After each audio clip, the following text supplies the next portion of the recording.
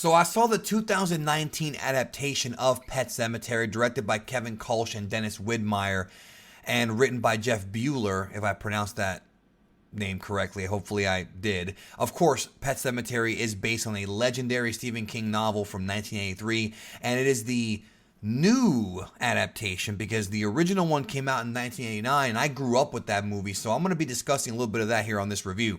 So, Pet Sematary. It was a movie. Yeah, I know. Let me explain. So, the movie stars Jason Clarke, John Lithgow, and Amy Seimetz. And the movie is... It's not a very good movie. I'm not going to BS you. It's an average to below average film, in my opinion. Now, they did some interesting things that were different from the 89 version. First of all, let me get this out of the way. I grew up with the 89 Pet Sematary movie, and that movie terrified us back then. I was 5 years old when that movie came out. I didn't watch till I was about 6, and that movie terrified a lot of us. I was even creeped out by that movie, and no horror movie scared me. Just the way the visuals were in that film, it was just creepy as hell. Pascal, like everything was just so. It was actually a lot of my generation's first horror movie, and of course the same thing goes for the It television version. But I've noticed that the 89 Pet Sematary movie gets a lot of crap from critics nowadays. But it's the same thing with the old It movie. Like we grew up on the old like It, the old Stephen King films. And they were great to us, but they really aren't that great, like movie-wise. They're not the best movies. There's way better movies than those, both technically and narratively. When it comes to Pet Sematary, though, it still has a lot of nostalgia for me. But I will point out its flaws. That being said, though, I feel like the 89 version was much better than this version. I don't know what it is about Jason Clarke's agent.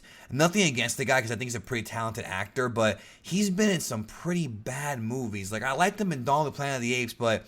Then we have movies like, Terminator Genesis. Actually, he was good in First Man. I mean, that's a pretty big movie for him.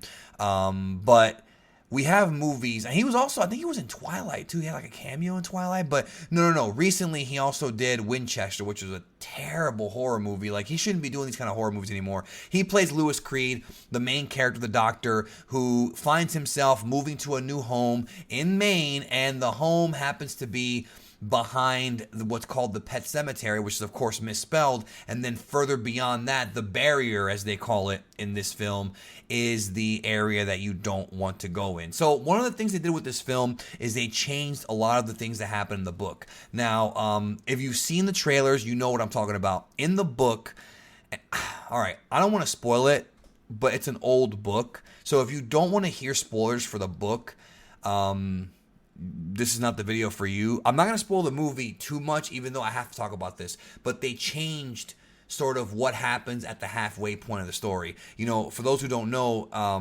obviously the boy, Gage, ends up getting killed. He gets hit by a truck in the original version. In this movie, it was backwards. It was actually the girl, Ellie, who gets hit. They changed everything. Also, the movie, even though I like John Lithgow, the movie is missing... he plays Judd Crandall. The movie's missing Herman Munster from the original 89 version. Sometimes death is better, if you remember that version. But what I was going to tell you was, the original one was way more close to the book. This one, I think, tried to change things up just for the sake of it being different. Like, there was no point in actually changing the story, but they didn't want to make it too much like the original, which came out about 30 years ago. They wanted to change it up, and I feel like maybe they felt like Gage was too young to actually be seen as a serious threat, whereas Ellie is a bit older. But again, it changes the whole dichotomy of the story here. And also they changed what the characters' fates actually are. Who kills who, what happens at the end. A very, very different film. And one of the things that made the original movie and book so creepy is the ending, which I'm not going to spoil. The very, very last scene or chapter of the book, whatever the movie, is very tragic and very, just upsetting. In this movie, it's also tragic, but it literally is like they were trying to push buttons. Like, when I watched this movie, I felt like the ending was super trying to be edgy. In fact, the whole movie tried to be edgy, and it just didn't work. Also, I feel like the 89 version gave a little bit more backstory. Even though in this version, they introduced the concept of a Wendigo, which is sort of where the original kind of Native American superstitions come from, right, with the Wendigos. In this version of the movie, They talk about that. In the 89 one, they didn't, but they never did anything with it. They talk about the Wendigo and all these things involving like the Native American, belief system, which led to the explanation of the barrier, the polluted, the ground is sour, where, if something dies, it comes back. But they didn't. It didn't mean anything. Like, it did not mean anything. You know what I mean? And really, the book is kind of a simple story, although it is a thick book. The movie, I don't think, had that many great scares. There were 1 or 2 jump scares, and that's it. It was trying to be gory, but not that gory. And it was trying to go for shock value, but I feel like they kind of knew that everybody knew what happened to Gage. And they were like, okay, let's switch it up and have the girl be the one, right? That's great, except for one problem. You gave it away in the second trailer.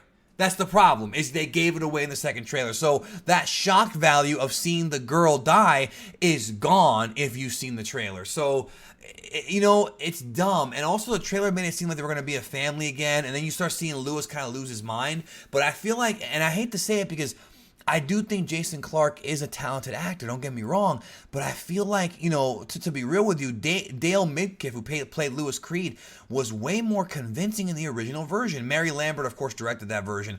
I think the original 89 movie gets a bad rap, and compared to this one, I do think the original one is much, much better. This movie, it didn't really have that disturbing late 80s kind of, realism with the weird effects.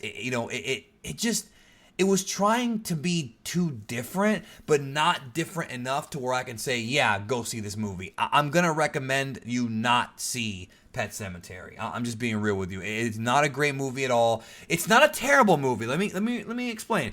It's not the worst horror movie ever, but I'll be honest, it's not even like a Redbox rental. Like, you're honestly better off watching the original 89 movie. Yeah, it could be cheesy, and there's a lot of cheesy actors in that version, but honestly, like, I do feel like the original one is better. I just think, and I'm not one of those snobs who's like, oh man, it's gotta be like the book, but I feel like the changes they made were just there to be changes versus them actually being interesting. You know what I mean? Especially when they gave it away in the damn trailer. The most interesting twist in the movie, the most shocking one that changes the story, is given away in the trailers. And I'm okay with like cryptic trailers and some stuff being given away, but dude, they literally gave away probably the most interesting and shocking twist in the trailer with the girl. And it sucks because Jason Clarke is really trying. Same thing with Amy Simons as Rachel. Like, they have the whole story with the sister, which, like I said, because I grew up with this movie, it creeped me out.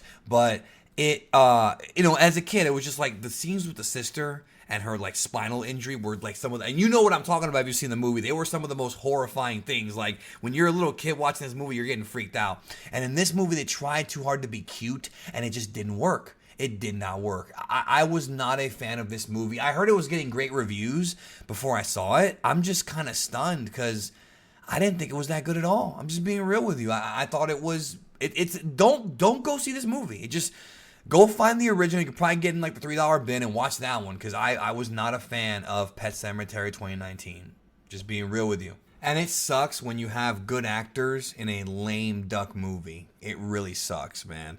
But yeah, like I said, below average, skip it. Don't watch it. It's a waste of your time. Thanks for watching, and hopefully La Llorona in a few weeks will be better. Remember to leave your comments. I want to hear what you think about the movie, and if you don't want to be spoiled, I wouldn't read the comment section, even though, like I said, the biggest spoiler of the movie's in the damn trailer, so what does it matter? Thank you so much, and I'll talk to y'all next time. Love you guys. See you then.